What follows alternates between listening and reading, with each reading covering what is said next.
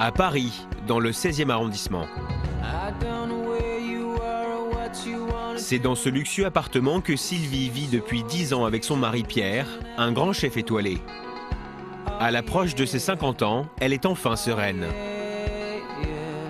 Je suis très heureuse. Je suis avec un homme que j'aime. Mon mari m'apporte une forme de paix.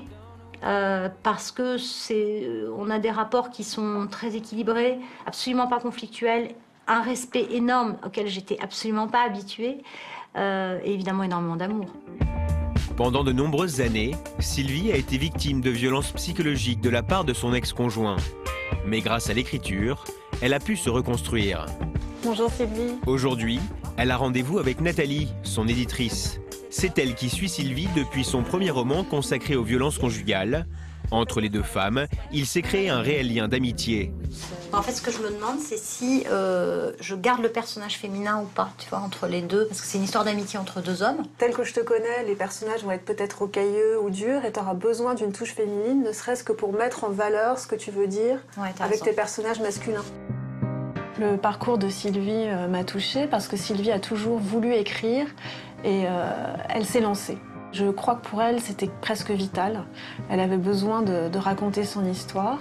Je me suis dit que publier un livre sous cette forme romanesque permettrait à ces femmes de trouver un écho et un soutien.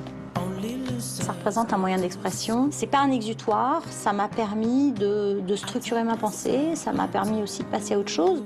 Je te regarde ça, je te dis ce que j'en pense. Si tu préfères m'envoyer plutôt une centaine de pages quand t'es un peu plus avancé, c'est vraiment à la carte.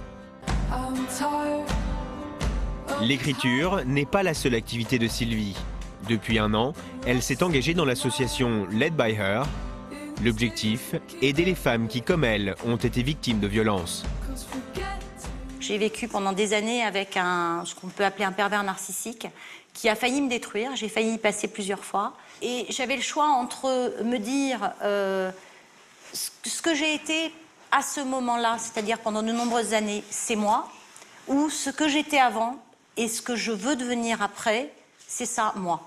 À quel moment vous avez eu le déclic? Enfin, à quel moment vous vous êtes dit, là, ça va pas, il faut que j'y aille? Il y a une chose qui est très importante, c'est que on a toute une petite voix qui parle et on l'écoute pas.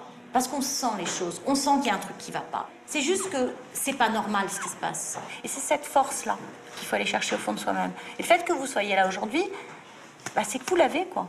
J'ai trouvé le parcours de Sylvie extraordinaire, pleine de vie, pleine de force et pleine de leçons.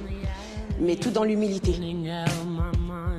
C'est juste extraordinaire, en fait, qu'elle ait réussi à s'en sortir comme ça et que elle s'est construite derrière. C'est un modèle. J'ai envie de bouffer la vie, quoi.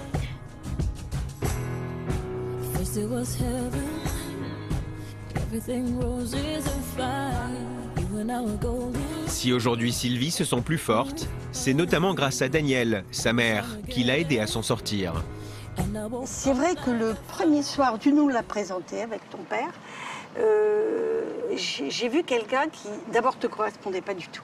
Ouais, il était très gentil, il était trop poli, et puis par petites touches, par petites réflexions, par des attitudes, et surtout toi, qu'est-ce que tu avais changé, mon Dieu? Je sais. Qu'est-ce que tu avais changé? T'étais transformée.